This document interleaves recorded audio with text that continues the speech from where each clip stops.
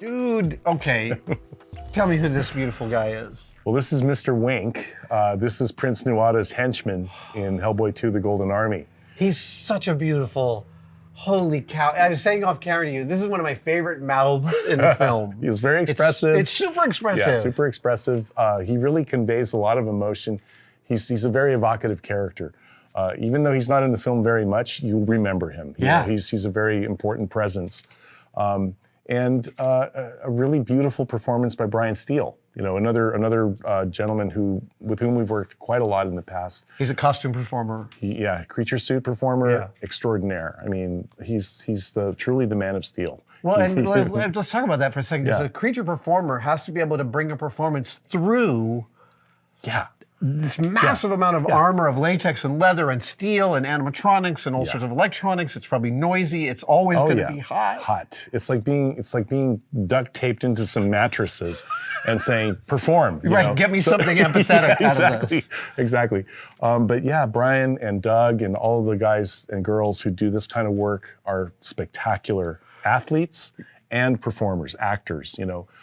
You're right, it is a very big challenge to simply wear one of these suits, let alone convey a believable performance that is very specific, you know. So Mr. Wink was one of our favorite creations here. Yeah. At the time, it was the biggest thing we had ever built. Oh, sure. You know, Brian Steele was on stilts inside of those feet. So Brian is already 6'5" or 7, I think, 6'7". And in this suit, he's obviously, you know, towering well over 8 feet. So. Now, back then, you probably cast Brian to be able to build the suit around him, but he doesn't then just show up when you're done and put it on. Do you work with him over the course of building the costume to get him used to what it will be and maybe even get some advice from him about what can work? Absolutely, yeah. And Brian is always very involved in giving us a lot of feedback. You know, very important stuff, very, you know, little tweaks, little notes about this doesn't quite feel right, or, you know, it would be better if I could be able to move this way. And that gives us a lot of important data that we then, you know, use to finish the final product.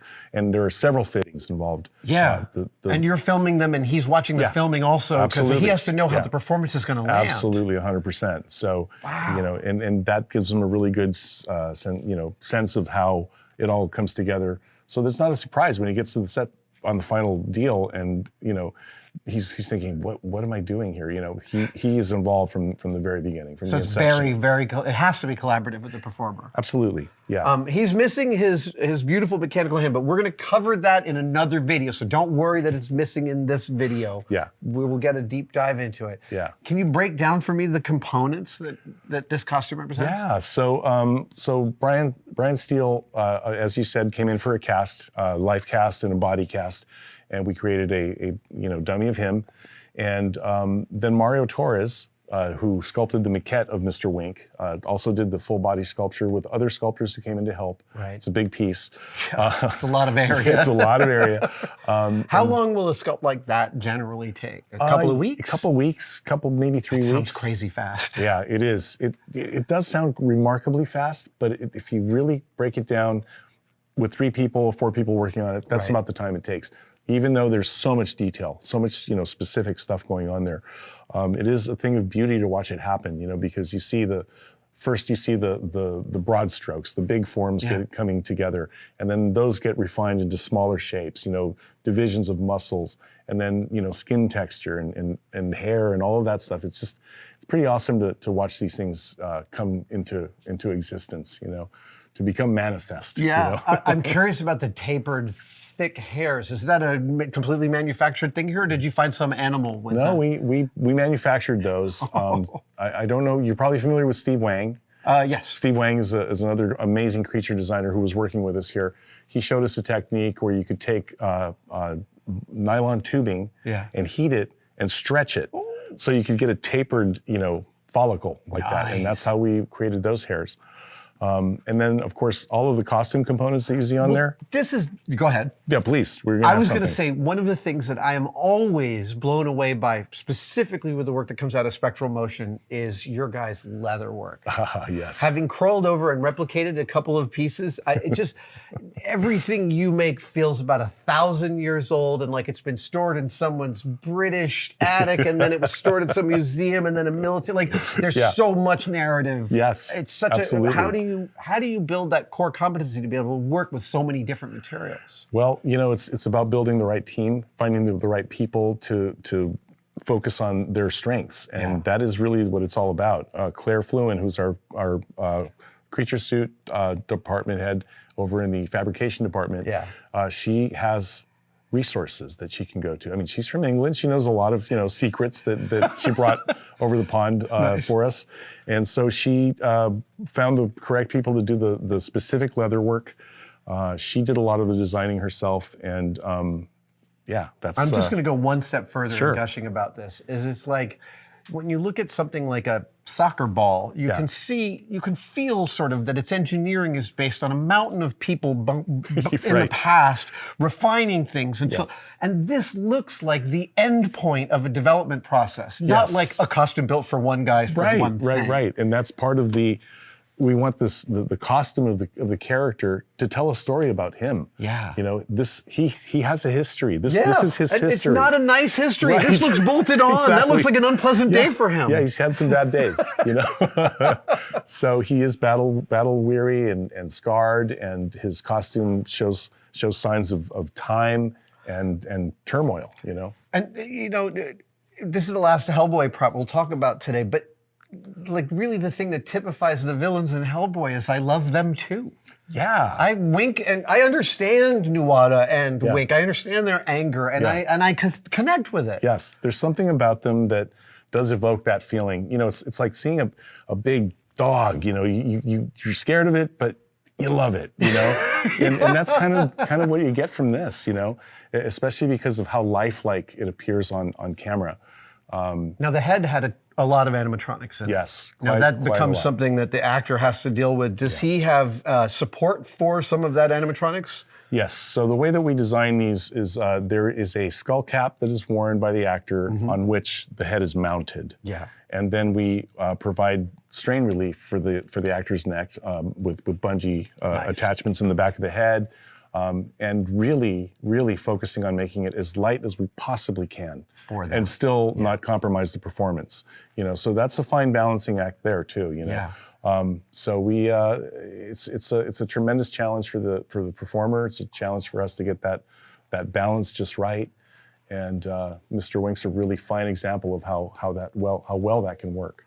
I'm also noticing, we're not covering it in this video. Maybe someday we'll cover the pupils of Samael, which are among the most beautiful mechanical things I've ever seen. And I noticed he's got some twin pupils going on here. He does. He's very similar to Samael in that way. Guillermo wanted his eyes to reflect Samael's eyes. Amazing. Yeah, so that's why you're seeing that there. Yeah. Dude.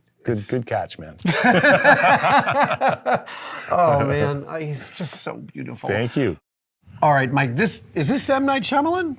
This is from the M. Night Shyamalan film, Lady in the Water. Yeah, this is the scrunt. I wanted to talk about this because it's so different than everything in this room. Yeah. Which tells me that there's probably a lot of stories about how difficult this might have been. This was incredibly difficult. What was the charge with this? What is? So, okay, this is from a fairy tale that Night Shyamalan actually would tell his daughters at night, bedtime story, that he was kind of weaving this tale for them, and it became a script. He developed it into a script.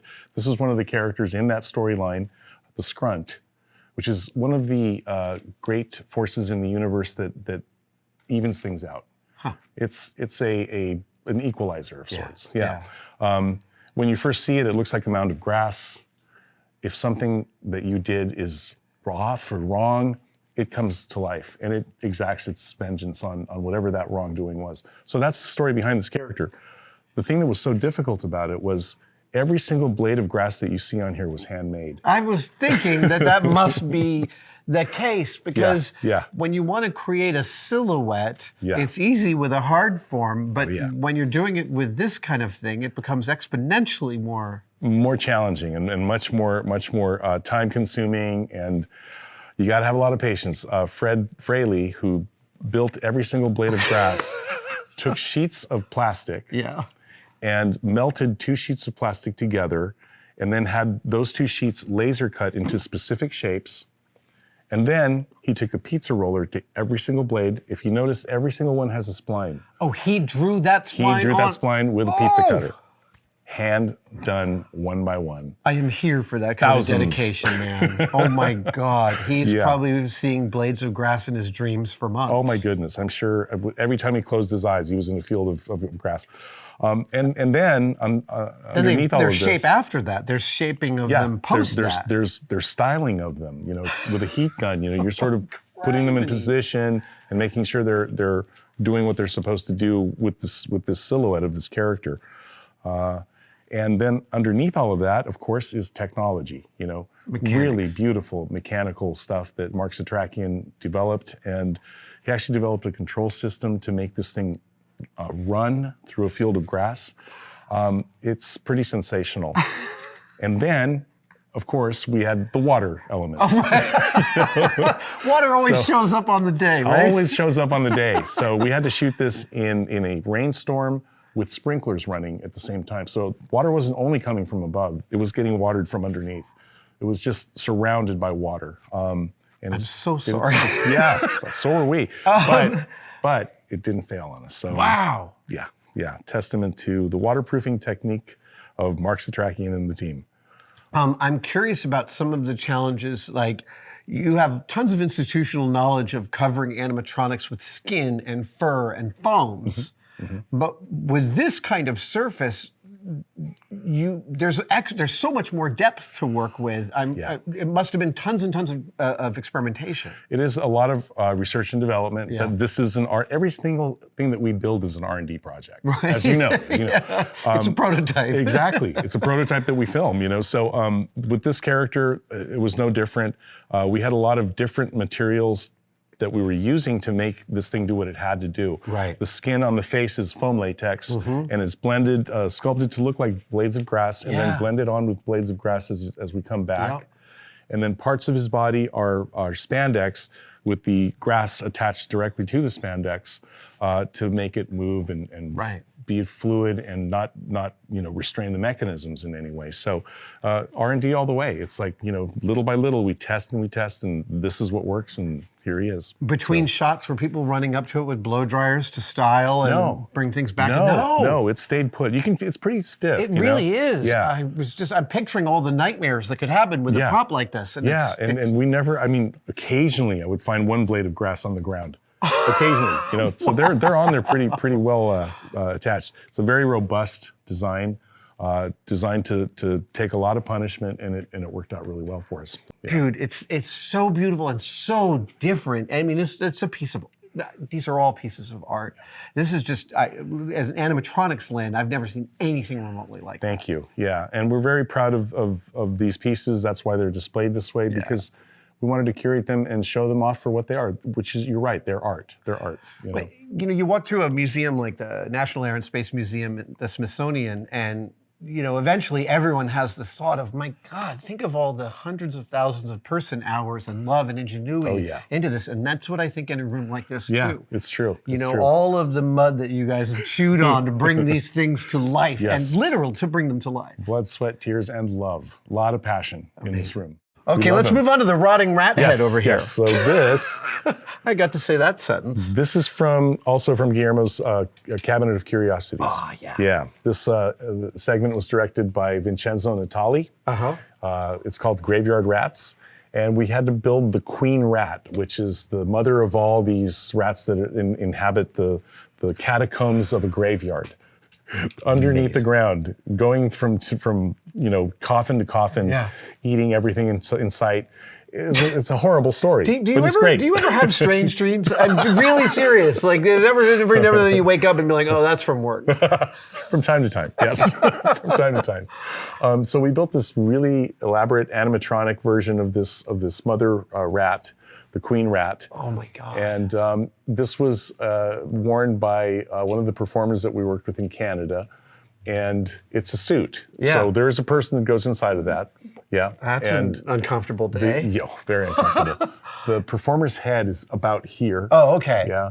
The neck and head are all animatronic, so the movement of the head is controlled with radios and cables and whatever, lots of different stuff. Right. The hands are the actor's hands with extensions. Nice. So when they they pull the rings and the claws close. And then there's a tail. There's a tail, of course, lumpy and bumpy and hideous. And not to spoil anything, but we also had to build a crushable head. And this is the queen rat's crushable head. It is all held together with magnets so that you can rip it apart, tear it to pieces. Oh, no way. And it's still able to, it gets crushed, and then we can put it back together with for the next magnetic. shot. Oh, man. And Kevin is usually in charge of this, which is why this isn't going so smoothly. But that's the idea. So this gets... oh my God, yes. That is both disgusting and gorgeous all at the same time. Oh! Yeah, so she gets a boulder dropped on her head, and she ends up looking like this. But for reset, magnets, right back to where we started. Feels like a magnet. It feels like there's an extra magnet arrived. As you can tell, I wasn't doing the reset on set.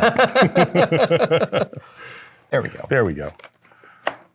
There it is. Perfect. Amazing. Yeah. Ready for another take. Ready for take 2. Thank you. Oh man.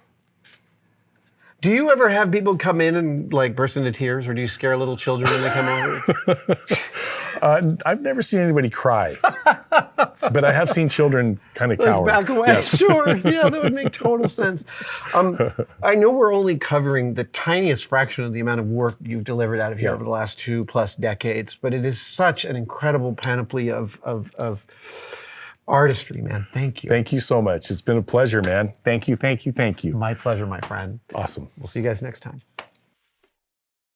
Thank you guys so much for watching that video. I would be remiss if I didn't tell you we have some excellent merch. We have a 5-pack of demerit badges for sale right now at tested/store.com. We've got the I hung it off of level demerit badge, the I built the chair backwards demerit badge, the I hit my thumb with a hammer demerit badge. We've got the stapler in my finger demerit badge, and my favorite, I stuck the duct tape to itself demerit badge. Get yours now, tested/store.store. Tested-store. Tested. It's right here. There. Just click there.